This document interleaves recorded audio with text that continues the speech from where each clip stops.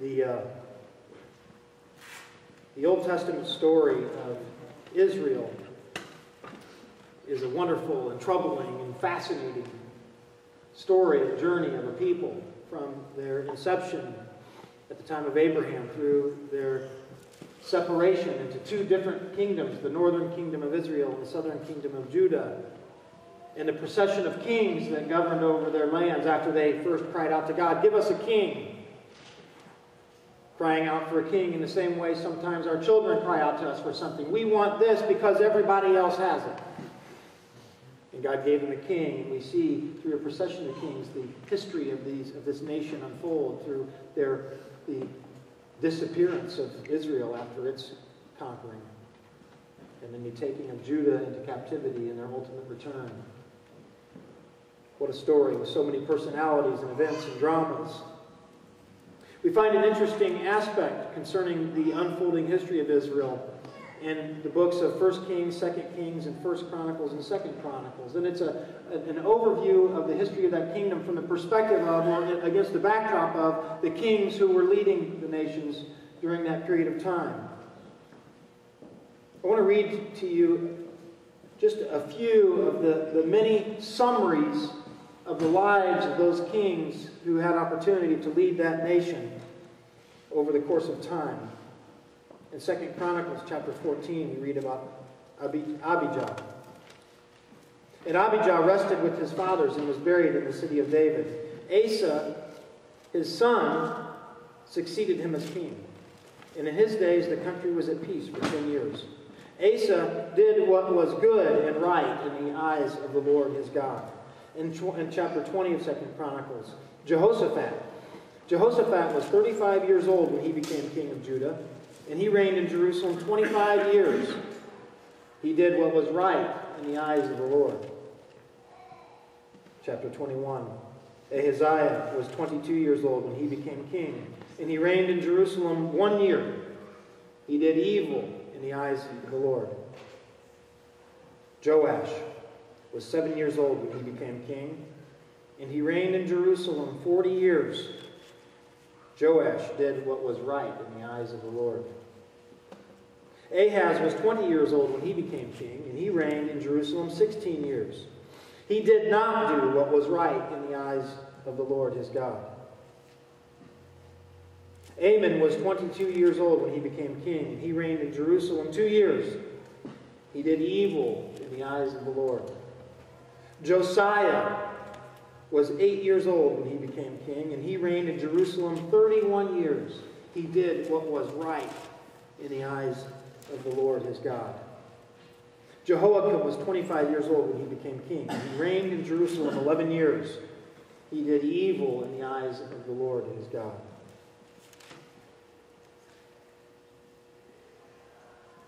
I find this fascinating and telling that each of these men lived full lives to some extent or another. They had personalities, they had character traits, they had strengths, they had weaknesses, they had gifts, they had talents. Their lives were filled with events and drama, some of which were successes and some of which were failures. During their lives, they saw and met people, had relationships, knew joy, experienced pain. Were part of history unfolding. The vast array of life is represented in each of these names, in each of the lives of these men.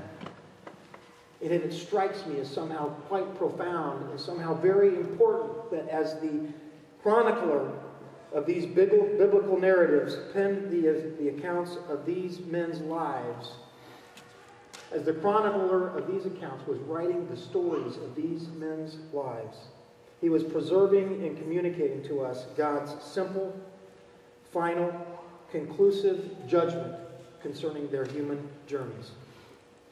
That at the end of the day, no matter what the drama, no matter what the backdrop, no matter what events may have characterized their lives and their experience, at the end of the day, it all boiled down to one thing for the sake of eternity. A judgment concerning their life. He did what was right in the eyes of the Lord.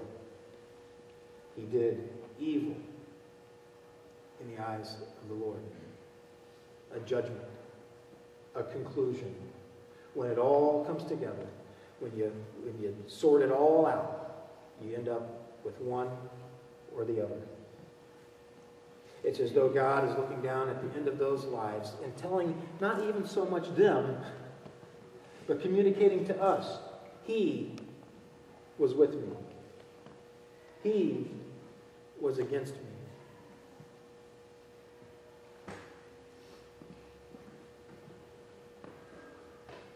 At the end of the day, that's what matters. That's what it all comes down to. You know, if I live to midnight tonight, I will have lived 14,535 days. As I stand here today at the beginning of this new year, I look back on those 14,535 days and I wonder about something in view of the stories of these men and the accounts that we have and the conclusions that God preserved and shared with us about their faith. I look back on my own days and I want desperately to know. Do the 14,535 days of my life reveal he did what was good in the eyes of the Lord, or he did evil in the eyes of the Lord? You see, I really want to know.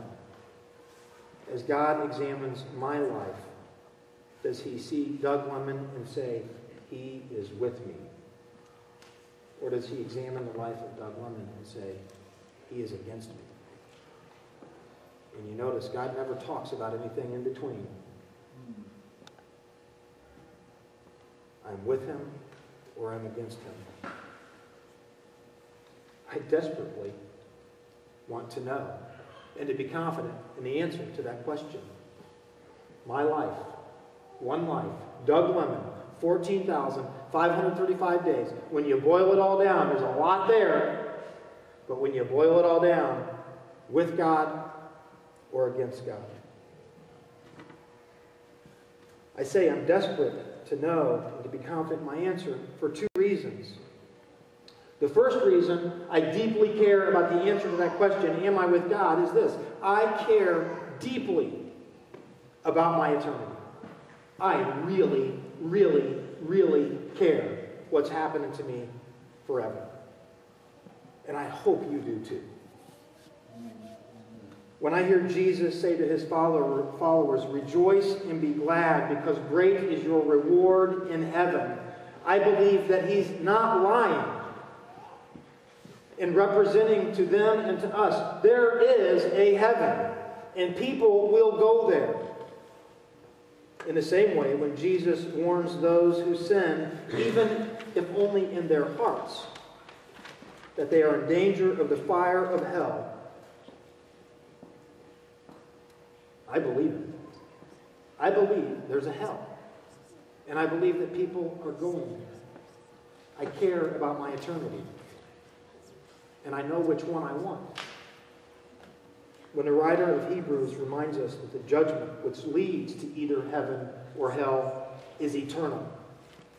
That there's no buses going back and forth. When he tells me that it's an eternal choice, and he reminds me that that choice, that decision is made here and now in this life, and sets for me a trajectory which will lead either to heaven or to hell, I believe that. And that convicts me. I say, I need to deal with this then. I want to know. I care deeply about my eternity. The second reason I am profoundly concerned with this question, am I with God, is because in the same way that I care about eternity, I am deeply invested in my life now. I don't just look forward to an experience of eternity in heaven someday. I also care about my life today, in the here and now, yesterday, today, tomorrow, in this human journey. I care about it.